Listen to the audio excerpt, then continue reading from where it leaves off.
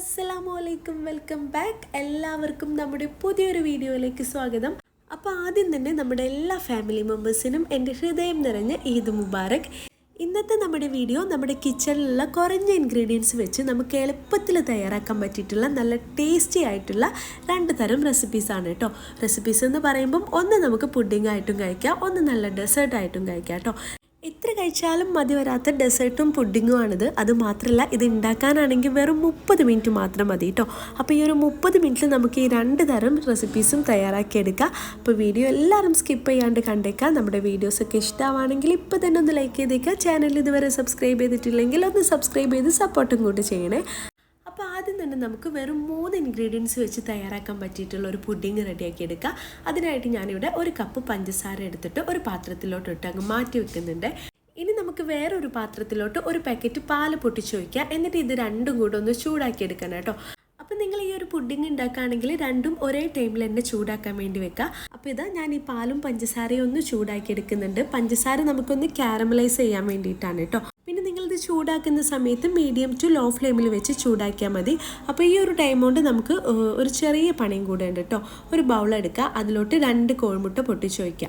അപ്പോൾ ഞാൻ 1 പാക്കറ്റ് പാലിലോട്ട് 2 കോഴിമുട്ടയാണ് കേട്ടോ എടുത്തിട്ടുള്ളത്. അപ്പോൾ നിങ്ങൾ ഒരു പാക്കറ്റ് പാലിൻ്റെ നേർ പകുതിയൊക്കെ എടുക്കുകയെന്നുണ്ടെങ്കിൽ 1 കോഴിമുട്ട എടുത്താൽ മതി. അതുപോലെ തന്നെ പഞ്ചസാരയുടെ അളവും കൂടെ ഒന്ന് ശ്രദ്ധിച്ചേക്കാം. ഇനിയിപ്പോൾ ഈ മുട്ടയൊന്ന് മിക്സ് ചെയ്തെടുക്കണം. അപ്പം നമ്മൾ മിക്സ് ചെയ്യുമ്പോൾ ബീറ്റർ ഉപയോഗിക്കേണ്ട ആവശ്യമൊന്നുമില്ല. ഇതുപോലൊരു വിസ്ക് വെച്ച് പതുക്കെ ഒന്ന് ബീറ്റ് ചെയ്തെടുത്താൽ മതി കേട്ടോ. ആ ഒരു ടൈം കൊണ്ട് തന്നെ നമ്മുടെ പഞ്ചസാരയൊക്കെ നല്ല രീതിയിൽ കാരമലായി വന്നിട്ടുണ്ട്. പിന്നെ പാലും തിളച്ച് വരുന്നുണ്ട് കേട്ടോ. പാല് തിളച്ച് വരുമ്പം അതിൻ്റെ മുകൾ ഭാഗത്ത് പാട വരുമല്ലോ, ആ ഒരു പാട നമ്മൾ സ്പൂൺ ഉപയോഗിച്ചിട്ട് അതെടുത്ത് അങ്ങ് ഒഴിവാക്കി കളയണം കേട്ടോ. ഞാൻ ആ പാട മൊത്തമായിട്ടും എടുത്ത് ഒഴിവാക്കിയിട്ടുണ്ട്. അപ്പോൾ ഈ ഒരു ടൈം കൊണ്ട് എൻ്റെ പാല് നന്നായിട്ട് തിളച്ച് വന്നിട്ടുണ്ട്. ഇനി നമുക്ക് ഫ്ലെയിം ഓഫ് ചെയ്ത് കൊടുക്കാം. അപ്പോൾ ഫ്ലെയിം ഓഫ് ചെയ്ത ശേഷം നമ്മുടെ കാരമലൊക്കെ നല്ല രീതിക്ക് തന്നെ ആയി വന്നിട്ടുണ്ട് കേട്ടോ. അപ്പോൾ ഞാൻ ആ സൈഡിലുള്ള ഒരു പഞ്ചസാരയൊക്കെ സെൻറ്ററിലോട്ടാക്കിയിട്ട് വീണ്ടും ഒന്ന് മിക്സ് ചെയ്തെടുക്കുന്നുണ്ട്. അപ്പോൾ നല്ല രീതിക്ക് തന്നെ കളറൊക്കെ മാറി ഒരു ഗോൾഡൻ ബ്രൗൺ കളറായി വന്നിട്ടുണ്ട്. ഈ ഒരു ടൈമിൽ നമുക്ക് നമ്മൾ നേരത്തെ തിളപ്പിച്ച് വെച്ചിട്ടുണ്ടായിരുന്ന പാല് ആ ഒരു ചൂടോടുകൂടെ തന്നെ ഒഴിച്ചു കൊടുക്കുക. പിന്നെ നിങ്ങൾ ഒഴിച്ചു കൊടുക്കുമ്പം ശ്രദ്ധിക്കേണ്ട ഒരു കാര്യം എന്താണെന്ന് വെച്ചാൽ പാല് മൊത്തത്തിൽ അങ്ങ് ഒഴിച്ചു കൊടുക്കരുത് കേട്ടോ. അപ്പോൾ അത് പതഞ്ഞ് താഴെ വീഴാനുള്ളൊരു ചാൻസ് ഉണ്ട്. ഇതുപോലെ കുറച്ചായിട്ട് ഒഴിച്ചു കൊടുക്കുക. എന്നിട്ട് നല്ല രീതിക്ക് ഒന്ന് മിക്സ് ചെയ്ത് കൊടുക്കുക. നമ്മുടെ കാരമൽ മൊത്തത്തിൽ അങ്ങ് മെൽറ്റ് ആവുന്ന വരെ മിക്സ് ചെയ്ത് കൊടുക്കണം കേട്ടോ. ഞാനൊരു 3 തവണയായിട്ടാണ് പാലിങ്ങനെ ഒഴിച്ചു കൊടുക്കുന്നത്. എന്നിട്ട് മിക്സ് ചെയ്ത ശേഷം വീണ്ടും ഒഴിച്ചു കൊടുക്കുകയാണ് കേട്ടോ ചെയ്യുന്നത്. പിന്നെ നിങ്ങൾ പാൽ ഒഴിച്ച് കൊടുക്കുമ്പം ലോ ഫ്ലെയിമിലാക്കിയിട്ട് വേണം ഒഴിച്ച് കൊടുക്കാൻ. അല്ലാന്നുണ്ടെങ്കിൽ പാൽ മൊത്തത്തിൽ അങ്ങ് താഴെ പോകും കേട്ടോ. അപ്പോൾ ലോ ഫ്ലെയിമിലാക്കിയിട്ട് പതുക്കെ ഒന്ന് ഒഴിച്ചിട്ട് നല്ല രീതിക്ക് തന്നെ ഒന്ന് മിക്സ് ചെയ്ത് കൊടുക്കുക. നമ്മുടെ ഈ ഒരു കാരമൽ പാലിൽ മെൽറ്റ് ആവുന്ന വരെ ഒന്ന് മിക്സ് ചെയ്ത് കൊടുത്താൽ മതി കേട്ടോ. നമ്മൾ ഫ്ലെയിം ഓഫ് ചെയ്യാണ്ട് ചെയ്യുന്നതുകൊണ്ട് തന്നെ പെട്ടെന്ന് ഈ ഒരു കാരമൽ മെൽറ്റായി കിട്ടും കേട്ടോ. കാരമൽ നല്ല രീതിക്ക് തന്നെ മെൽറ്റായി കഴിഞ്ഞാൽ പിന്നെ ഫ്ലെയിം ഓഫ് ചെയ്ത് കൊടുക്കുക. എന്നിട്ട് ഇതൊന്ന് ചൂടാറാൻ വേണ്ടി വെക്കുക. അപ്പോൾ ഈ ഒരു പുഡിങ് നമ്മൾ സ്റ്റീം ചെയ്തെടുക്കുകയാണ് ചെയ്യുന്നത്. അപ്പോൾ സ്റ്റീം ചെയ്യാൻ വേണ്ടിയിട്ട് ഞാൻ ഇഡ്ഡലി ചെമ്പിൽ കുറച്ച് വെള്ളം വെച്ചിട്ടുണ്ടായിരുന്നു. നമ്മുടെ ആ ഒരു പാലിൻ്റെ മിക്സ് ചൂടാറുമ്പോഴേക്കും ഈ ഒരു സ്റ്റീമർ നല്ല രീതിക്ക് ചൂടായി കിട്ടും കേട്ടോ.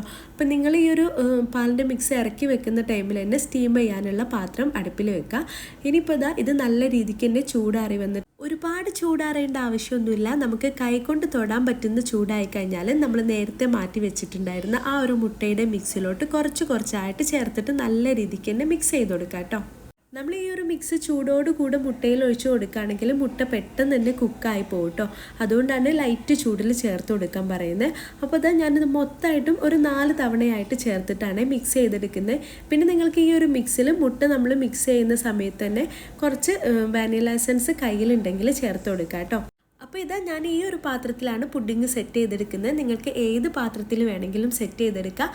ഞാനിതിൽ കാണിക്കുന്ന പോലെ ഒരു അരിപ്പ ഉപയോഗിച്ചിട്ട് വേണം കേട്ടോ അതിലോട്ട് ഒഴിച്ചു കൊടുക്കാൻ. പിന്നെ നിങ്ങൾ സ്റ്റീൽ പാത്രത്തിലൊക്കെ ചെയ്യുകയാണെന്നുണ്ടെങ്കിലും കുഴപ്പമൊന്നുമില്ല. ഏതിൽ വെച്ചിട്ടാണെങ്കിലും മുകൾ ഭാഗം നല്ല രീതിക്ക് തന്നെ കവർ ചെയ്യുന്ന രീതിയിൽ ചെയ്തെടുത്താൽ മതി. എന്നിട്ട് നമ്മൾ നേരത്തെ വെച്ചിട്ടുണ്ടായിരുന്ന ആ ഒരു വെള്ളമൊക്കെ നല്ല രീതിക്ക് തിളച്ച് വന്നിട്ടുണ്ട്.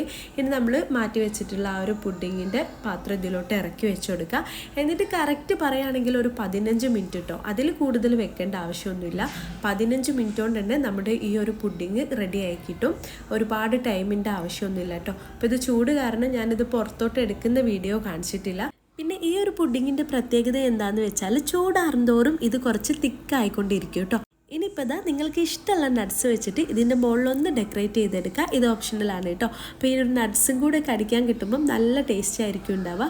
അപ്പോൾ ഇതാ നമ്മുടെ സിമ്പിൾ പുഡിംഗ് ഇവിടെ റെഡി ആയിട്ടുണ്ട്. ഇനി ഇതൊന്ന് തണുപ്പിച്ചെടുക്കുക കേട്ടോ. അപ്പോൾ ഇതാ 1 മണിക്കൂർ ഫ്രിഡ്ജിൽ വെച്ച ശേഷം നമ്മുടെ പുഡിങ്ങൊക്കെ പുറത്തോട്ട് എടുത്തിട്ടുണ്ട്. നല്ല സെറ്റായി വന്നിട്ടുണ്ട് കേട്ടോ പുഡിങ്ങൊക്കെ.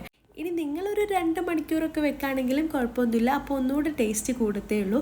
തലേ ദിവസമൊക്കെ ഉണ്ടാക്കി വെക്കുകയാണെങ്കിൽ കൂടുതൽ ടേസ്റ്റ് ഉണ്ടാവും കേട്ടോ. അപ്പോൾ എല്ലാവരും എന്തായാലും ഇത്തവണത്തെ പെരുന്നാളിന് ട്രൈ ചെയ്യുക. എന്നിട്ട് എനിക്ക് ഫീഡ്ബാക്ക് അറിയിക്കുക. ഇനിയിപ്പോൾ ഇതാ രണ്ടാമതായിട്ട് നമ്മൾ ഉണ്ടാക്കാൻ പോകുന്നത് ക്യാരറ്റ് വെച്ചിട്ടുള്ളൊരു ഡെസേർട്ടാണ് കേട്ടോ. ഇത് പലർക്കും അറിയായിരിക്കും, എന്നാലും അറിയാത്തവരുണ്ടാവുമല്ലോ, അവർക്ക് വേണ്ടിയിട്ടാണ് ഷെയർ ആക്കുന്നത്. അപ്പം 3 മീഡിയം സൈസിലുള്ള ക്യാരറ്റ് കട്ട് ചെയ്തിട്ട് മിക്സിയുടെ ജാറിലോട്ട് ഇട്ട് കൊടുക്കുക. പിന്നെ നിങ്ങൾ കട്ട് ചെയ്യുന്ന സമയത്ത് നൈസായിട്ട് കട്ട് ചെയ്യുക കേട്ടോ. എങ്കിൽ മാത്രമേ നല്ല പേസ്റ്റായിട്ട് അരച്ചെടുക്കാൻ പറ്റത്തുള്ളൂ. ഇനിയിപ്പോൾ അതിലോട്ട് 1 കപ്പ് പാലും കൂടെ ചേർത്ത് നല്ല ഫൈനായിട്ട് തന്നെ അടിച്ചെടുക്കുക കേട്ടോ. നമ്മുടെ ക്യാരറ്റിൻ്റെ പീസസ് ഒന്നും ഈ ഒരു ജ്യൂസിൽ കാണാൻ പറ്റില്ല. അപ്പോൾ അതാ ഇതുപോലെ നല്ല രീതിക്ക് തന്നെ ഒന്ന് അടിച്ചെടുക്കുക.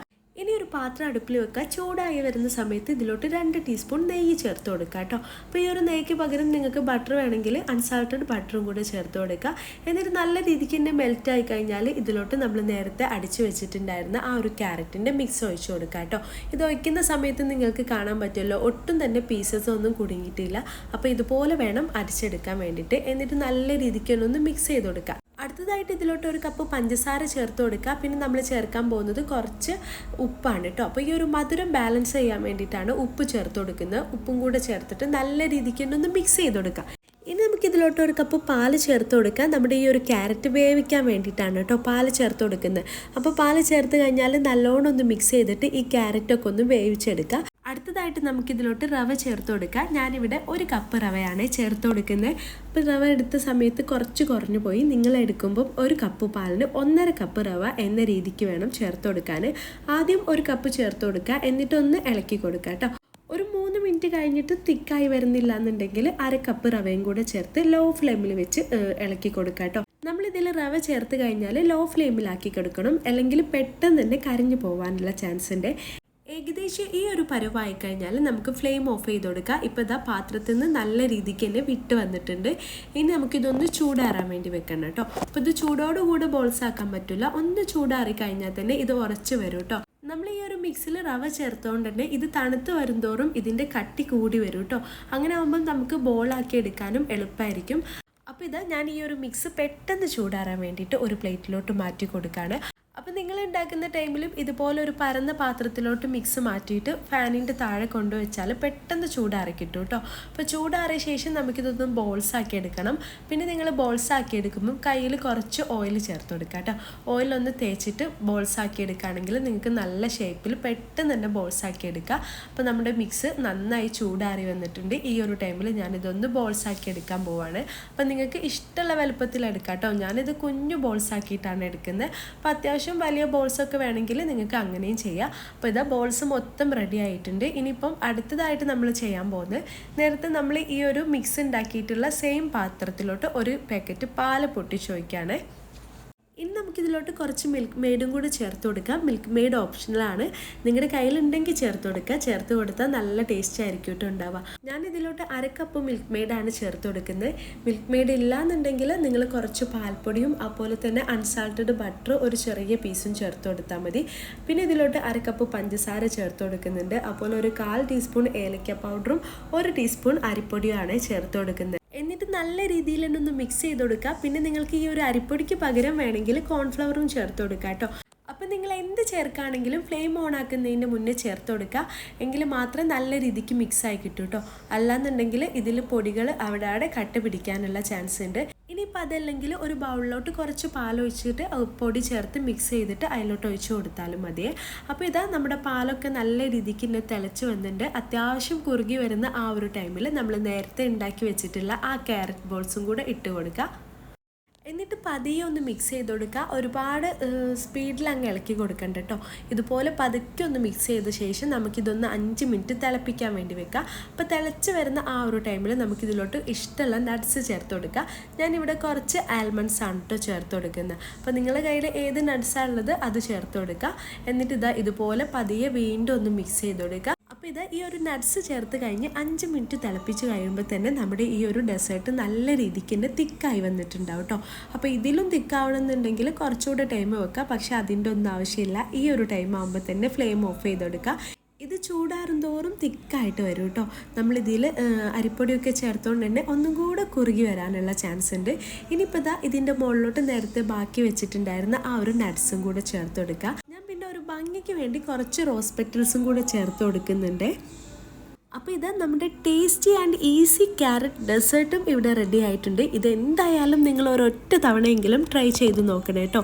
നമ്മുടെ വീട്ടിൽ ക്യാരറ്റ് കഴിക്കാത്ത കൊച്ചുങ്ങളൊക്കെ ഉണ്ടെങ്കിൽ അവർക്ക് ഒരൊറ്റ തവണയെങ്കിലും ഇത് ഉണ്ടാക്കി കൊടുക്കുകയാണെങ്കിൽ എന്തായാലും ഇഷ്ടമാവും കേട്ടോ. അത്രയ്ക്ക് ടേസ്റ്റാണ്.